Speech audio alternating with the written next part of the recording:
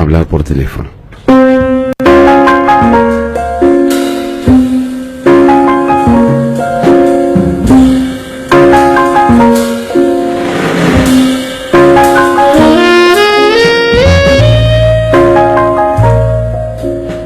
Una tarde de lluvias primaverales, cuando viajaba sola hacia Barcelona conduciendo un coche alquilado, María de la Luz Cervantes sufrió una avería en el desierto de los Monegros. Era una mexicana de 27 años, bonita y seria, que años antes había tenido un cierto nombre como artista de variedades. Estaba casada con un prestidigitador de salón, con quien iba a reunirse aquel día después de visitar a unos parientes en Zaragoza. Al cabo de una hora de señas desesperadas a los automóviles y camiones de carga que pasaban raudos en la tormenta, el conductor de un autobús destartalado se compadeció de ella. Le advirtió, eso sí, que no iba muy lejos. No importa, dijo María, lo único que necesito es un teléfono. Era cierto, y solo lo necesitaba para prevenir a su marido de que no llegaría antes de las 7 de la noche. Parecía un pajarito ensopado, con un abrigo de estudiante y los zapatos de playa en abril, y estaba tan aturdida por el percance que olvidó llevarse las llaves del automóvil.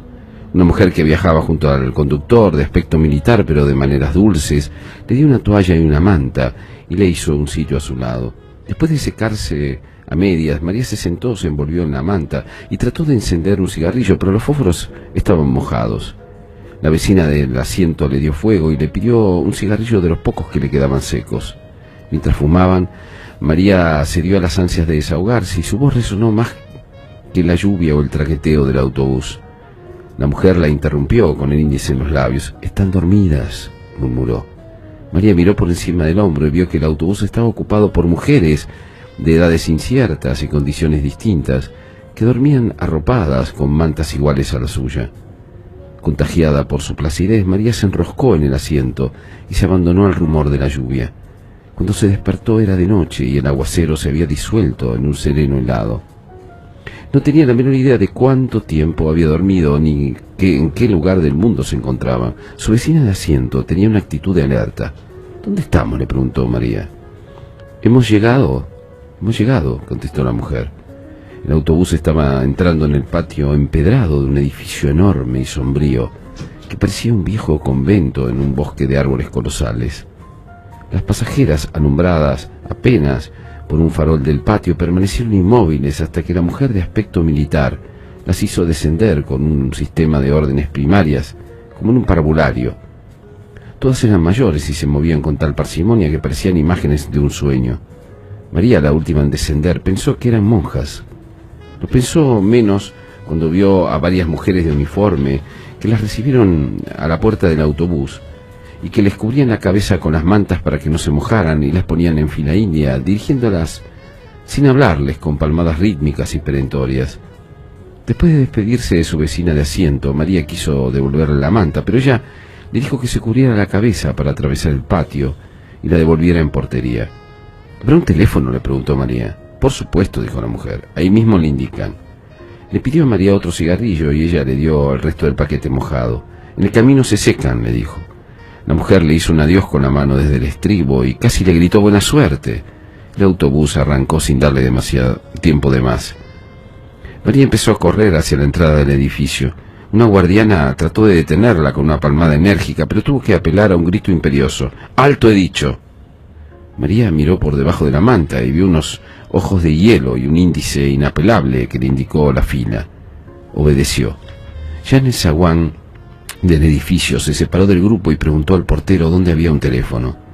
Una de las guardianas la hizo volver a la fila con palmaditas en la espalda mientras le decía con modos dulces: «Por aquí, guapa, por aquí hay un teléfono». María siguió con las otras mujeres por un corredor tenebroso y al final entró en un dormitorio colectivo donde las guardianas recogieron las cobijas y empezaron a repartir las camas. Una mujer distinta, que a María le pareció más humana y de jerarquía más alta, recorrió la fila comparando una lista con los nombres que las recién llegadas tenían escritos en un cartón cosido en el corpiño. Cuando llegó frente a María se sorprendió de que no llevara una identificación. «Es que yo solo vine a hablar por teléfono», le dijo María. Le explicó a toda prisa que su automóvil se había descompuesto en la carretera. El marido, que era mago de fiestas, estaba esperándola en Barcelona para cumplir 3 compromisos hasta la medianoche y quería avisarle de que no estaría a tiempo para acompañarlo. Iban a ser las 7. Él debía salir de la casa dentro de 10 minutos. Ella temía que cancelara todo por su demora. La guardiana pareció escucharla con atención. «¿Cómo te llamas?», le preguntó. María le dijo su nombre con un suspiro de alivio, pero la mujer no lo encontró después de repasar la lista varias veces. Se lo preguntó alarmada a una guardiana, y ésta, sin nada que decir, se encogió de hombros. «Es que yo solo vine a hablar por teléfono», dijo María. «De acuerdo, maja», le dijo la superiora, llevándola hacia su cama con una dulzura demasiado ostensible para ser real. «Si te portas bien, podrás hablar por teléfono con quien quieras, pero ahora no, mañana». Algo sucedió entonces en la mente de María que le hizo entender por qué las mujeres del autobús se movían como en el fondo de un acuario. En realidad estaban apaciguadas con sedantes, y aquel palacio en sombras, con gruesos muros de cantería y escaleras heladas, era en realidad un hospital de enfermas mentales. Asustada, escapó corriendo del dormitorio, y antes de llegar al portón, una guardiana gigantesca con un mameluco de mecánico la atrapó de un zarpazo y la inmovilizó en el suelo con una llave maestra. María la miró de través, paralizada por el terror. «Por el amor de Dios», dijo, «le juro por mi madre muerta que solo vine a hablar por teléfono». Le bastó con verle la cara para saber que no había súplica posible ante aquella energúmena de mameluco, a quien llamaban Herculina por su fuerza descomunal. Era la encargada de los casos difíciles, y 2 reclusas habían muerto estranguladas con su brazo de oso polar adiestrado en el arte de matar por descuido. El primer caso se resolvió como un accidente comprobado, el segundo fue menos claro, y Herculina fue amonestada y advertida de que la próxima vez sería investigada a fondo. La versión corriente era que aquella oveja descarriada de una familia de apellidos grandes tenía una turbia carrera de accidentes dudosos en varios manicomios de España. Para que María durmiera la primera noche tuvieron que inyectarle un somnífero. Antes de amanecer, cuando la despertaron las ansias de fumar, estaba amarrada por las muñecas y los tobillos en las barras de la cama. Nadie acudió a sus gritos. Por la mañana, mientras el marido no encontraba en Barcelona ninguna pista de su paradero, tuvieron que llevarla a la enfermería, pues la encontraron sin sentido en un pantano de sus propias miserias. No supo cuánto tiempo había pasado cuando volvió en sí, pero entonces el mundo era un remanso de amor, y estaba frente a su cama un anciano monumental, con una andadura de plantígrado y una sonrisa sedante, que con 2 pases maestros le devolvió la dicha de vivir. Era el director del sanatorio. Antes de decirle nada, sin saludarlo siquiera, María le pidió un cigarrillo. Él se lo dio encendido y le regaló el paquete casi lleno. María no pudo reprimir el llanto. «Aprovecha ahora para llorar cuanto quieras», le dijo el médico con voz adormecedora. «No hay mejor remedio que las lágrimas». María se desahogó sin pudor, como nunca logró hacerlo con sus amantes casuales en los tedios después del amor. Mientras la oía, el médico la peinaba con los dedos, le arreglaba la almohada para que respirara mejor, la guiaba por el laberinto de su incertidumbre con una sabiduría y una dulzura que ella no había soñado jamás. Era la primera vez en su vida, el prodigio de ser comprendida por un hombre que la escuchaba con toda el alma, sin esperar la recompensa de acostarse con ella. Al cabo de una hora larga, desahogada a fondo, le pidió autorización para hablarle por teléfono a su marido. El médico se incorporó con toda la majestad de su rango. «Todavía no, reina», le dijo, dándole en la mejilla la palmadita más tierna que había sentido nunca. «Todo se hará a su tiempo». Le hizo desde la puerta una bendición episcopal y desapareció para siempre. «Confía en mí», le dijo. Esa misma tarde María fue inscripta en el asilo con un número de serie y con un comentario superficial sobre el enigma de su procedencia y las dudas sobre su identidad. Al margen quedó una calificación escrita de puño y letra del director: agitada. Tal como María lo había previsto, el marido salió de su modesto apartamento del barrio de Horta con media hora de retraso para cumplir los 3 compromisos. Era la primera vez que ella no llegaba a tiempo en casi 2 años de una unión libre bien concertada, y él entendió el retraso por la ferocidad de las lluvias que asolaron la provincia aquel fin de semana. Antes de salir dejó un mensaje clavado en la puerta con el itinerario de la noche. En la primera fiesta, con todos los niños disfrazados de canguro, prescindió del truco estelar de los peces invisibles, porque no podía hacerlo sin la ayuda de ella. El segundo compromiso era en casa de una anciana de 93 años, en silla de ruedas, que se preciaba de haber celebrado cada uno de los últimos 30 cumpleaños con un mago distinto. Él estaba contrariado con la demora de María, que no pudo concentrarse en las suertes más simples, no le fue bien. El tercer compromiso era el de todas las noches, en un café concierto de las Ramblas, donde actuó sin inspiración para un grupo de turistas franceses que no pudieron creer lo que veían porque se negaban a creer en la magia. Después de cada representación llamó por teléfono a su casa y esperó sin ilusiones a que María le contestara. En la última ya no pudo reprimir la inquietud de que algo malo había ocurrido. De regreso a casa, en la camioneta adaptada para las funciones públicas, vio el esplendor de la primavera en las palmeras del Paseo de Gracia y lo estremeció el pensamiento aciago de cómo podía ser la ciudad sin María. La última esperanza se desvaneció cuando encontró su recado todavía prendido en la puerta. Estaba tan contrariado que se le olvidó darle la comida al gato. Solo ahora que lo escribo, caigo en la cuenta de que nunca supe cómo se llamaba en realidad, porque en Barcelona solo lo conocíamos con su nombre profesional, Saturno el Mago. Era un hombre de carácter raro y con una torpeza social irremediable, pero el tacto y la gracia que le hacían falta le sobraban a María. Era ella quien lo llevaba de la mano en esta comunidad de grandes misterios, donde a nadie se le hubiera ocurrido llamar a nadie por teléfono después de la medianoche para preguntar por su mujer. Saturno lo había hecho de recién venido y no quería recordarlo. Así que esa noche se conformó con llamar a Zaragoza, donde una abuela medio dormida le contestó sin alarma que María había partido después del almuerzo. No durmió más de una hora al amanecer. Tuvo un sueño cenagoso, en el cual vio a María con un vestido de novia en piltrafas y salpicado de sangre, y despertó con la certidumbre pavorosa de que había vuelto a dejarlo solo, y ahora para siempre, en el vasto mundo sin ella. Lo había hecho 3 veces con 3 hombres distintos, incluso él, en los últimos 5 años. Lo había abandonado en Ciudad de México, a los 6 meses de conocerse, cuando agonizaban de felicidad con un amor demente en un cuarto de servicio de la colonia Anzures. Una mañana María no amaneció en la casa después de una noche de abusos inconfesables. Dejó todo lo que era suyo, hasta el anillo de su matrimonio anterior, y una carta en la cual decía que no era capaz de sobrevivir al tormento de aquel amor desatinado. Saturno pensó que había vuelto con su primer esposo, un condiscípulo de la escuela secundaria, con quien se casó escondida siendo menor de edad, y al cual abandonó por otro al cabo de 2 años sin amor. Pero no, había vuelto a casa de sus padres y allí fue Saturno a buscarla a cualquier precio. Le rogó sin condiciones, le prometió mucho más de lo que estaba resuelto a cumplir, pero tropezó con una determinación invencible. Hay amores cortos y hay amores largos, le dijo ella, y concluyó sin misericordia. Este fue corto. Él se rindió ante su rigor. Sin embargo, una madrugada de Todos los Santos, al volver a su cuarto de huérfano, después de casi un año de olvido, la encontró dormida en el sofá de la sala, con la corona de azares y la larga cola de espuma de las novias vírgenes. María le contó la verdad. El nuevo novio, viudo, sin hijos, con la vida resuelta y la disposición de casarse para siempre por la Iglesia Católica, la había dejado vestida y esperando en el altar. Sus padres decidieron hacer la fiesta de todos modos.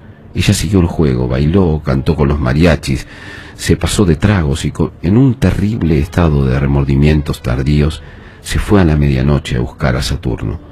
No estaba en casa, pero encontró las llaves en la maceta de flores del corredor, donde las escondieron siempre. Esta vez fue ella quien se la rindió sin condiciones. ¿Y ahora hasta cuándo?, le preguntó él. Ella le contestó con un verso de Vinicius de Moraes: el amor es eterno mientras dura. 2 años después seguía siendo eterno. María pareció madurar, renunció a sus sueños de actriz y se consagró a él, tanto en el oficio como en la cama. A finales del año anterior había asistido a un congreso de magos en Perpiñán y de regreso conocieron a Barcelona. Les gustó tanto que llevaban 8 meses aquí, y les iba tan bien que habían comprado un apartamento en el muy catalán barrio de Horta, ruidoso y sin portero, pero con espacio de sobra para 5 hijos. Había sido la felicidad posible hasta el fin de semana en que ella alquiló un automóvil y se fue a visitar a sus parientes de Zaragoza con la promesa de volver a las 7 de la noche del lunes. Al amanecer del jueves todavía no había dado señales de vida. El lunes de la semana siguiente, la compañía de seguros del automóvil alquilado llamó por teléfono a casa para preguntar por María. No sé nada, dijo Saturno. Búsquenla en Zaragoza. Colgó. Una semana después un policía civil fue a su casa con la noticia de que habían hallado el automóvil en los puros huesos, en un atajo cerca de Cádiz, a 900 kilómetros del lugar donde María lo abandonó. Y la gente quería saber si ella tenía más detalles del robo. Saturno estaba dándole de comer al gato y apenas si lo miró para decirle sin más vueltas que no perdieran el tiempo, pues su mujer se había fugado de la casa y él no sabía con quién ni para dónde. Era tal su convicción que la gente se sintió incómodo y le pidió perdón por sus preguntas. El caso se declaró cerrado. El recelo de que María pudiera irse otra vez había saltado a Saturno por Pascua Florida, en Cadaqués, a donde Rosa Regás, la escritora, los había invitado a navegar a vela. Estábamos en el Marítim, el populoso y sórdido bar de la Gauche Divine, en el crepúsculo del franquismo, alrededor de una de aquellas mesas de hierro con sillas de hierro, donde solo cabíamos 6 a duras penas y nos sentábamos 20. Después de agotar la segunda caja de cigarrillos de la jornada, María se encontró sin fósforos. Un brazo escuálido de vellos viriles con una esclava de bronce romano se abrió paso entre el tumulto de la mesa y le dio fuego. Ella lo agradeció sin mirar a quién, pero Saturno el mago lo vio. Era un adolescente óseo y lampiño, de una palidez de muerto y una cola de caballo muy negra que le daba a la cintura. Los cristales del bar soportaban apenas la furia de una tramontana de primavera, pero él iba vestido con una especie de pijama callejero de algodón crudo y unas albarcas de labrador.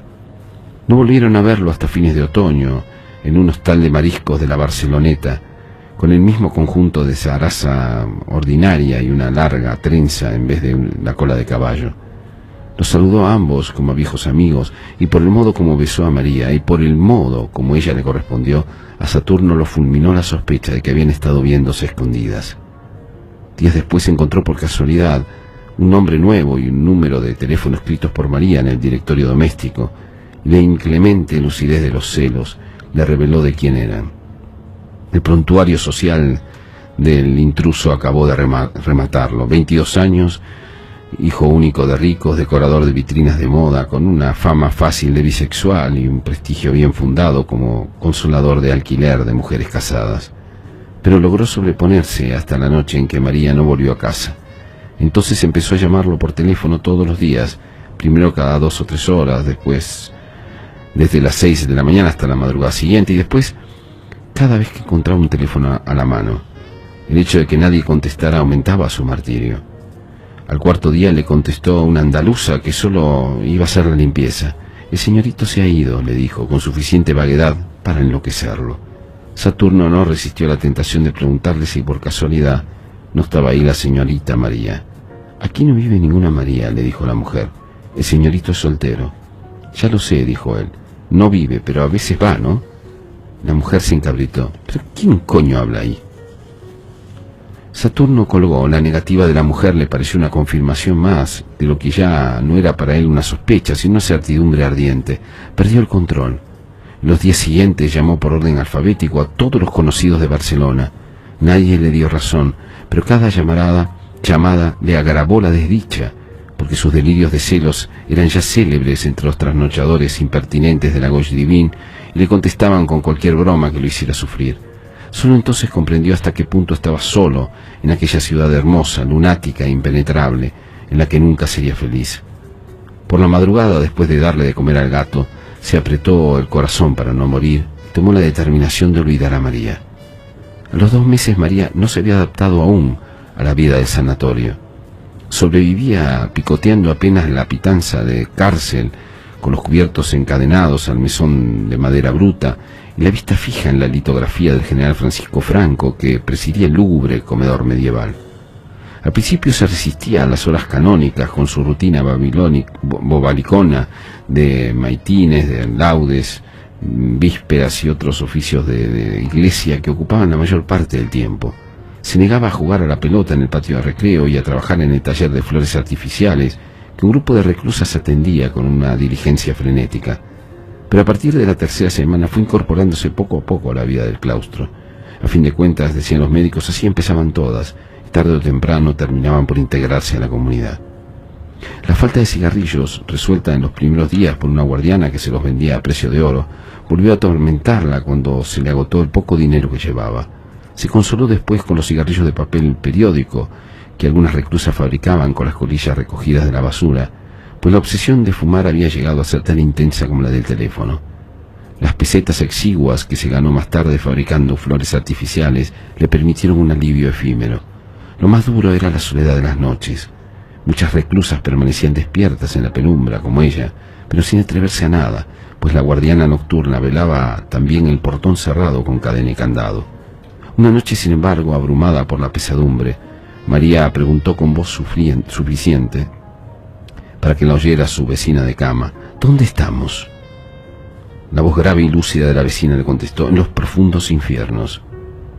Dicen que esta es tierra de moros, dijo otra voz distante que resonó en el ámbito del dormitorio. Y debe ser cierto, porque en verano, cuando hay una luna, se oye a los perros ladrándole a la mar. Se oyó la cadena en las argollas como un ancla de galeón, y la puerta se abrió. La cancerbera, el único ser que parecía vivo en el silencio instantáneo, empezó a pasearse de un extremo al otro del dormitorio. María se sobrecogió y solo ella sabía por qué. Desde su primera semana en el sanatorio, la vigilante nocturna le había propuesto sin rodeos que durmiera con ella en el cuarto de guardia. Empezó con un tono de negocio concreto: trueque de amor, por cigarrillos, por chocolates, por lo que fuera. Tendrás todo, le decía trémula. Serás la reina. Ante el rechazo de María, la guardiana cambió de método. Le dejaba papelitos de amor debajo de la almohada, en los bolsillos de la bata, en los sitios menos pensados. Eran mensajes de un apremio desgarrador capaz de estremecer a las piedras. Hacía más de un mes que parecía resignada a la derrota, la noche en que se promovió el incidente en el dormitorio. Cuando estuvo convencida de que todas las reclusas dormían, la guardiana se acercó a la cama de María y murmuró en su oído toda clase de obscenidades tiernas, mientras le besaba la cara, el cuello tenso de terror, los brazos yermos, las piernas exhaustas. Por último, creyendo tal vez que la parálisis de María no era de miedo sino de complacencia, se atrevió a ir más lejos. María le soltó entonces un golpe con el revés de la mano, que la mandó contra la cama vecina. La guardiana se incorporó furibunda en medio del escándalo de las reclusas alborotadas. «Hija de puta», gritó, «nos pudriremos juntas en este chiquero hasta que te vuelvas loca por mí».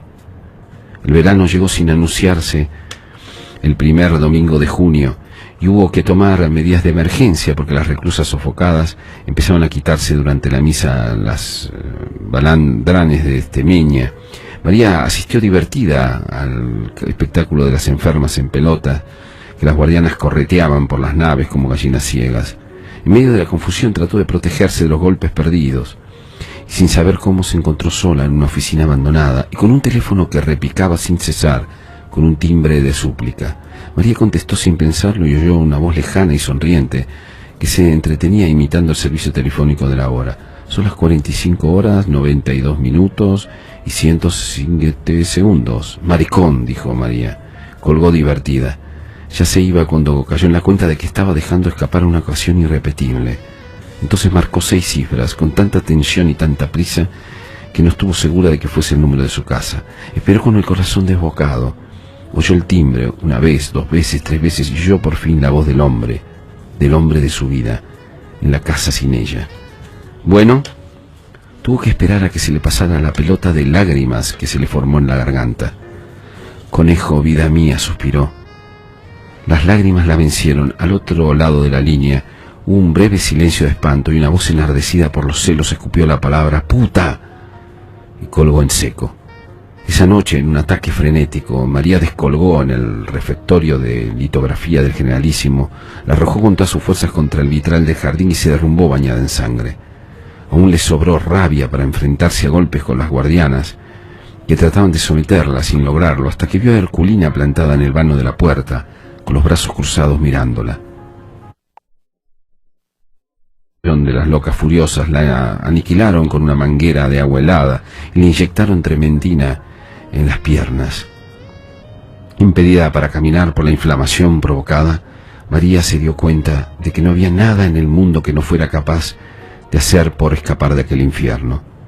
La semana siguiente, ella, de regreso al dormitorio común, se levantó de puntillas y tocó en la celda de la guardiana nocturna.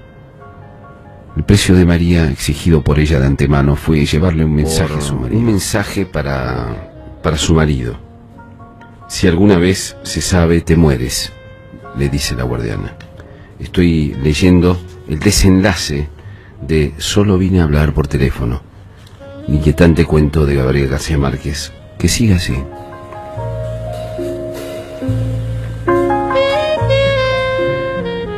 Así que Saturno el mago fue al sanatorio de Locas el sábado siguiente con la camioneta de circo preparada para celebrar el regreso de María. El director en persona lo recibió en su oficina, tan limpia y ordenada como un barco de guerra, y le hizo un informe afectuoso sobre el estado de su esposa. Nadie sabía de dónde llegó, ni cómo ni cuándo, pues el primer dato de su ingreso era en el registro oficial, dictado por él cuando la entrevistó. Una investigación iniciada ese mismo día no había concluido nada.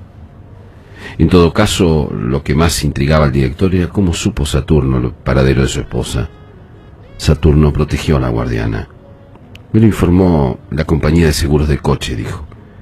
El director asintió complacido. No sé cómo hacen los seguros para saberlo todo, dijo. Le dio una ojeada al expediente que tenía sobre su escritorio de aceta y concluyó: lo único cierto es la gravedad de su estado. Estaba dispuesto a autorizarle una visita con las precauciones debidas si Saturno el mago le prometía, por el bien de su esposa, ceñirse a la conducta que él le indicaba, sobre todo en la manera de tratarla, para evitar que recayera en uno de sus arrebatos de furia, cada vez más frecuentes y peligrosos. Es raro, dijo Saturno, siempre fue de genio fuerte, pero de mucho dominio. El médico hizo un ademán de sabio. Hay conductas que permanecen latentes durante muchos años y un día estallan, dijo. Con todo, es una suerte que haya caído por aquí, porque somos especialistas en casos que requieren mano dura. Al final hizo una advertencia sobre la rara obsesión de María por el teléfono. Sígale la corriente, dijo. Tranquilo, doctor, dijo Saturno con aire alegre. Es mi especialidad. La sala de visitas, mezcla de cárcel y confesionario, era un antiguo locutorio del convento. La entrada de Saturno no fue la explosión de júbilo que ambos hubieran podido esperar. María estaba de pie en el centro del salón, junto a una mesita con 2 sillas y un florero sin flores. Era evidente que estaba lista para irse, con su lamentable abrigo color fresa y unos zapatos sórdidos que le habían dado de caridad. En un rincón casi invisible estaba Herculina con los brazos cruzados. María no se movió al ver entrar al esposo ni asomó emoción alguna en la cara todavía salpicada por los estragos del vitral. Se dieron un beso de rutina. ¿Cómo te sientes?, le preguntó él. Feliz de que al fin hayas venido, conejo, dijo ella. Esto ha sido la muerte. No tuvieron tiempo de sentarse. Ahogándose en lágrimas, María le contó las miserias del claustro, la barbarie de las guardianas, la comida de perros, las noches interminables sin cerrar los ojos por el terror. Yo no sé cuántos días llevo aquí, o meses, o años, pero sé que cada uno ha sido peor que el otro, dijo, y suspiró con el alma. Creo que nunca volveré a ser la misma. Ahora todo eso pasó, dijo él, acariciándole con la yema de los dedos las cicatrices recientes de la cara. Yo seguiré viniendo todos los sábados, y más si el director me lo permite. Ya verás que todo va a salir muy bien. Ella fijó en los ojos de él sus ojos aterrados. Saturno intentó sus artes de salón. Le contó, en el tono pueril de las grandes mentiras, una versión dulcificada de los propósitos del médico. En síntesis concluyó: aún te faltan algunos días para estar recuperada por completo. María entendió la verdad. Por Dios, conejo, dijo atónita, no me digas que tú también crees que estoy loca. ¿Cómo se te ocurre?, dijo él tratando de reír. Lo que pasa es que será mucho más conveniente para todos que sigas un tiempo aquí. En mejores condiciones, por supuesto. Pero ya te dije que solo vine a hablar por teléfono, dijo María. Él no supo cómo reaccionar ante la obsesión temible. Miró a Herculina. Esta aprovechó la mirada para indicarle en su reloj de pulso que era tiempo de terminar la visita. María interceptó la señal, miró hacia atrás y vio a Herculina en la tensión del asalto inminente. Entonces se aferró al cuello de su marido, gritando como una verdadera loca. Él se la quitó de encima con tanto amor como pudo y la dejó a merced de Herculina, que le saltó por la espalda. Sin darle tiempo para reaccionar, le aplicó una llave con la mano izquierda. Le pasó el otro brazo de hierro alrededor del cuello y le gritó a Saturno el mago: «Váyase». Saturno huyó despavorido. Sin embargo, el sábado siguiente, ya repuesto del espanto de la visita, volvió al sanatorio, con el gato vestido igual que él, la malla roja y amarilla de gran leotardo, el sombrero de copa y una capa de vuelta y media que parecía para volar. Entró en la camioneta de feria hasta el patio del claustro y allí hizo una función prodigiosa de casi 3 horas que las reclusas gozaron desde los balcones con gritos discordantes y ovaciones inoportunas. Estaban todas, menos María, que no solo se negó a recibir a su marido, sino inclusive a verlo desde los balcones. Saturno se sintió herido de muerte. Es una reacción típica, lo consoló el director. Ya pasará. Pero no pasó nunca. Después de intentar muchas veces ver de nuevo a María, Saturno hizo lo imposible para que recibiera una carta, pero fue inútil. 4 veces la devolvió cerrada y sin comentarios. Saturno desistió, pero siguió dejando en la portería del hospital las raciones de cigarrillos sin saber siquiera si llegaban a María, hasta que lo venció la realidad. Nunca más se supo de él, salvo que volvió a casarse y regresó a su país. Antes de irse de Barcelona, le dejó el gato medio muerto de hambre a una noviecita casual, que además se comprometió a seguir llevándole los cigarrillos a María. Pero también ella desapareció. La escritora Rosa Regás me recordaba haberla visto en el Corte Inglés hace unos 12 años, con la cabeza rapada y el baladrán anaranjado de alguna secta oriental, y en cinta a más no poder. Ella le contó que había seguido llevándole los cigarrillos a María, siempre que pudo, hasta un día en que solo lo encontró los escombros del hospital, demolido como un mal recuerdo de aquellos tiempos ingratos. María le pareció muy lúcida la última vez que la vio, un poco pasada de peso y contenta con la paz del claustro. Ese día le llevó el gato, porque ya se le había acabado el dinero que Saturno le dejó para darle de comer.